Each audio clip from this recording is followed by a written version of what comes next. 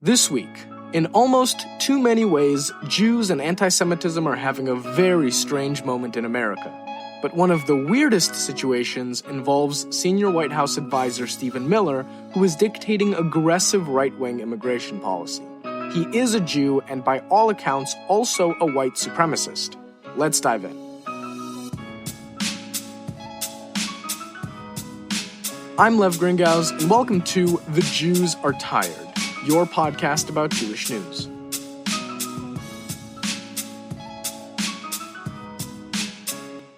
So yes, you heard that right. There's a Jewish white supremacist in the White House. And while those two things might sound incompatible, or it may seem wildly inappropriate to call a Jew a white supremacist, in this case the label is very much justified. Crucially, the guy we're talking about is shaping the future of a subject near and dear to most Jews, immigration, while also muddying the water on anti-Semitism. So, here's the background. Stephen Miller is the 34-year-old senior policy advisor to President Donald Trump. He's been instrumental in policies like the separation of children from families that crossed the U.S.-Mexico border. He's crafted the so-called Muslim ban, which is an executive order that blocks travel to the U.S. for nationals of 5 Muslim-majority countries and citizens of Venezuela and North Korea, and he has pushed to reduce the number of refugees allowed into the U.S. to 0.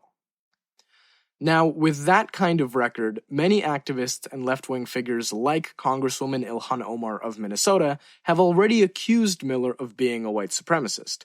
And here's where the first twist involving Miller comes in. Omar and the others were accused of anti-Semitism for supposedly targeting a Jewish White House staffer with false allegations. It's almost too easy of a defense. How dare someone accuse a Jew of white supremacy, the hateful ideology that has actually attacked and killed Jews, most recently in the Tree of Life shooting in Pittsburgh and the attack on a synagogue in Poway, California. Just because you don't like Stephen Miller's policies doesn't mean he's a neo-Nazi. Except for the fact that he is, and we've got more proof now. Roughly 3 weeks ago, on November 12th, the Southern Poverty Law Center published a review of over 900 emails sent between Miller and the far-right publication Breitbart.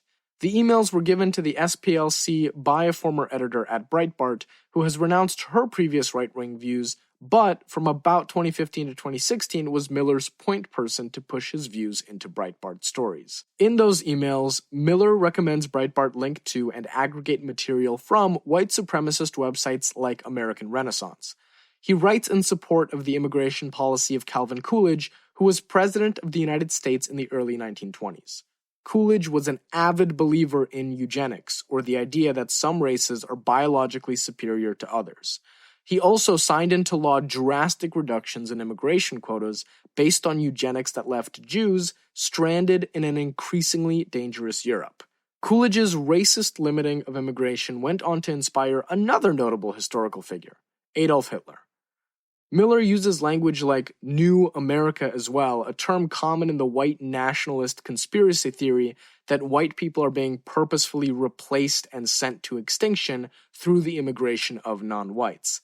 And Miller was buddy-buddy with the infamous white supremacist Richard Spencer when they both attended Duke University in the mid-2000s. Spencer was a prominent organizer of the 2017 Unite the Right rally in Charlottesville, Virginia, where hundreds of white supremacists and neo-Nazis marched and chanted slogans like, "Jews will not replace us." It should be said that Miller claims to not have any contact with Spencer now and says he doesn't agree with Spencer's views. The link to the Southern Poverty Law Center's analysis of these emails will be in the podcast notes if you want to take a look for yourself, but I think this is pretty conclusive. Miller uses the language and encourages core ideas of white supremacists. Now, since November 12th, a variety of Jewish groups have called for Miller to be fired, though it should be noted that a number of Jewish organizations were already calling for Miller to be fired on the basis of his support for the child separation policy on the U.S.-Mexico border. But he is still working for the White House and President Trump right now, with no sign that he's leaving anytime soon. And officials in the White House have continued to defend Miller using the shield of anti-Semitism. After the report on Miller's emails came out, Congresswoman Omar repeated that she was right about Miller being a white supremacist, And an anonymous White House official had the audacity to tell the Washington Post that, quote, while Mr. Miller condemns and repudiates bigotry, Representative Omar continues her vile attacks on Israel and the Jewish people, end quote.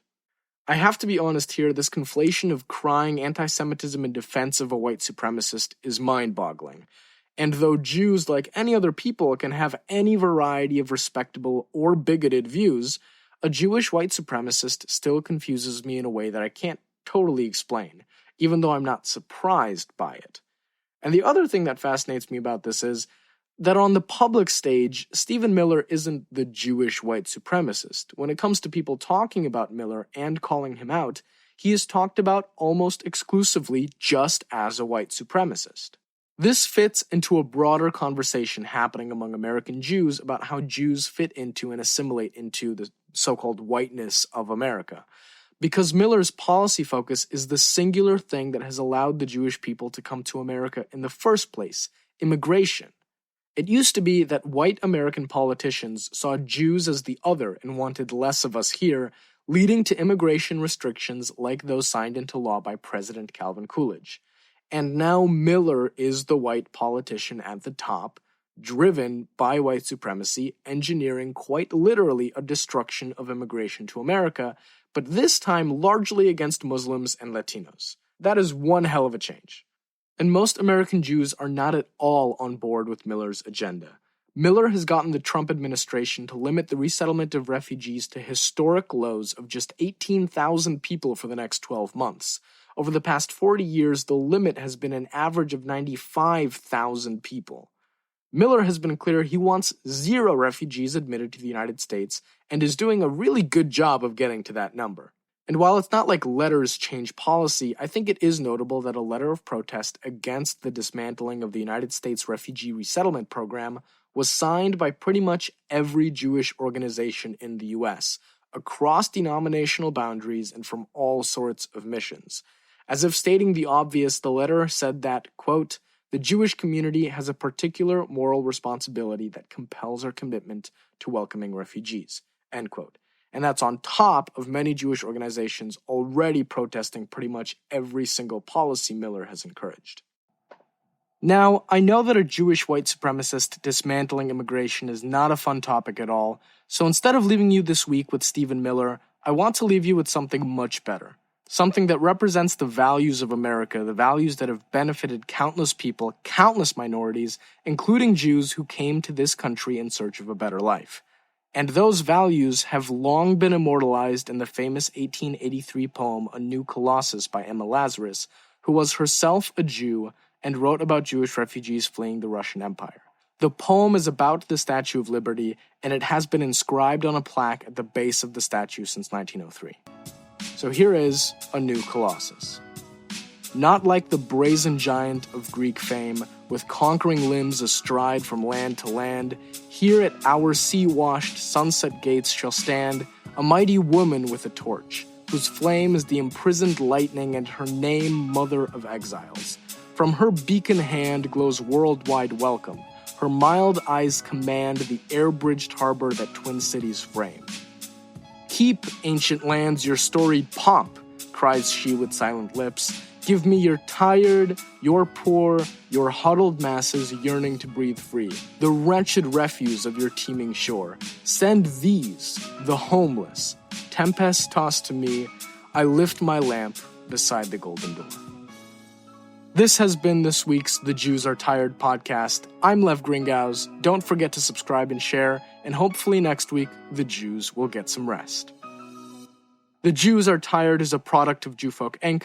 For more information, go to tcjewfolk.com or email the show at podcast@tcjewfolk.com.